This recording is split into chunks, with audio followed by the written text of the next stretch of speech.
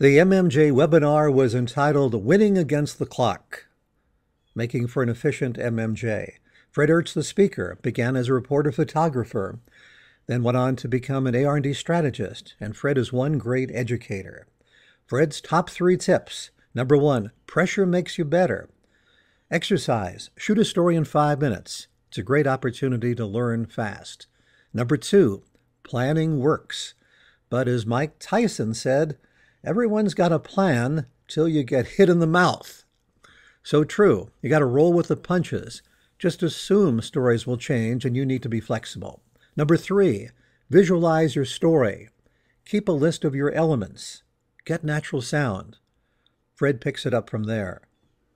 I'm a big opponent of what I call structured sound. I don't like interviews. I don't like people. And how many of us as MMJs or as reporter photographers put a microphone in somebody's face, you stuck a microphone up, and what happens? Somebody takes the microphone away from them. And they're going to do what you do in the business of creating journalism and content. They want to hold the microphone. So what I much prefer and what I say is, as opposed to just natural sound, natural occurring sound, which means that you get close when you're shooting what people are saying. You use the back end of the lens so your video is what I would call as steady as possible. And if you're shooting off your shoulder, you're doing it in such a way you're not intruding. So those are my 3 points. And Bob mentioned off the top a software that audience research and development uses to kind of figure out where people are as a snapshot of what happens throughout the day. This is just one example of a TV station where we've done this workflow analysis. And the thing that we discovered in this situation was we were doing more and more shooting of video. 14% of the time that an MMJ had in their typical day was devoted to editing. And the more we talked about the people doing the work, we quickly discovered that, and I'll put it this way, and it may not be the best way of putting it, the MMJs were overshooting stories. The more you shoot, the more you have to edit. And that was a big aha moment for this television station, because they were going to meetings and spending 2 hours. They're going to court cases and spending 3 hours. They were going to places and letting the journalism and the content unfold in front of them, as opposed to going there with the plan of what do I want to do with this story. So they're overshooting stories, and shooting video became the most important thing they were doing, but we didn't want them to just shoot video so they had more video to edit.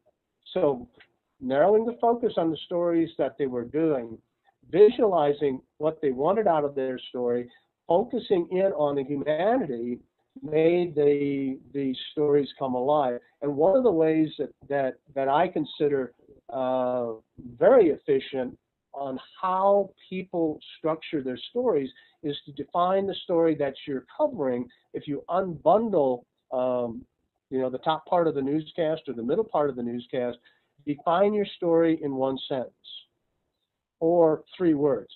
So if you can do that as an MMJ, things instantly get simpler and more manageable and more efficient.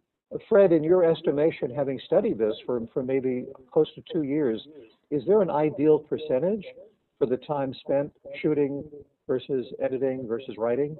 Well, I think the big thing with what we found in this one station, we've done probably 12 of these over the course of the last couple of years, is that we saw that editing, logging, and screening was so high.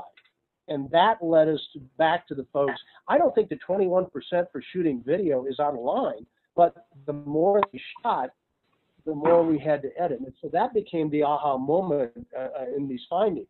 So I don't really have a problem with the 21%. Big issue was we spent more time editing and screening video and logging it than we probably needed to. I'd like to see that cut in half. Okay, I have a question for you. Say that, this is Robin again from KPAX. Say you have an issue where you're going on a story, you don't know a lot about it, you have to kind of accumulate information quickly, assess the situation, and you don't have a lot of time to plan. What are some steps that you can do to make it easier for yourself when you do arrive on scene on that interview, when you do need to progress and shoot stuff? Well, I think, first of all, I put stories into two different categories. Is it event-driven? Breaking news is an event, or is it issue-driven? And if it's issue-driven, is it about an annexation? Is it about, raising a rate? Is it about a vote? Is it something tied to an issue that's going to affect my life or the lives of the folks that live in my community? So I separate them into those two categories. And then, the one thing I tell people, if you're someplace and you're shooting the story in front of you, for goodness sakes, look around.